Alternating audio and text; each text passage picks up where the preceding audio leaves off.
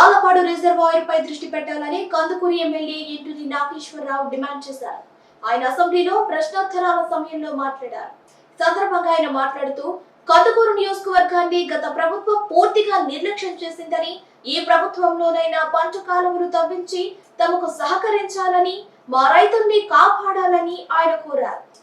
శాసనసభలో అడుగుపెట్టే అవకాశం కల్పించినటువంటి ముఖ్యమంత్రి వర్యులు చంద్రబాబు నాయుడు గారికి, యువ నాయకులు లోకేష్ బాబు గారికి, మా కందుకూరు నియోజకవర్గ ప్రజలకు ధన్యవాదాలు తెలియజేసుకుంటూ, అధ్యక్ష, మా మెట్ట ప్రాంతమైన కందుకూరు నియోజకవర్గంలో రాళ్లపాడు రిజర్వాయర్ మా ప్రాంతానికి జీవనాధారం. అధ్యక్ష, జీకేఎన్ కాలువ గొట్టుపాటి కొడబనాయుడు నార్త్ కెనాల్ ద్వారా మా ప్రాజెక్టుకు 1.5 టీఎంసీ వాటర్ వస్తాయి. అధ్యక్ష, కానీ ఇప్పుడున్న కాలువ ప్రకారం కనీసం 1/2 టీఎంసీ కూడా మా రిజర్వాయర్కి వాటర్ రావడం లేదు. అధ్యక్ష, ఈ జీకేఎన్ కాలువని వైండింగ్ కార్యక్రమం గత ప్రభుత్వం పట్టించుకోలేదు. అధ్యక్ష, మా ప్రాంతం కనీసం 10 సంవత్సరాలైంది పట్టబండి కూడా రాళ్లపాడు రిజర్వాయర్ కింద ఈ కాలువని వైండింగ్ కార్యక్రమాన్ని చేయవలసిందిగా కోరుకుంటూ తమ ద్వారా, అలాగే ఎడం కాలువ అధ్యక్ష 15 కిలోమీటర్లు విస్తీర్ణంలో ఉంటుంది, 15 కిలోమీటర్ల పొడవున ఈ ఎడం కాలువ ఉంటుంది. అధ్యక్ష, మా ప్రాంతంలో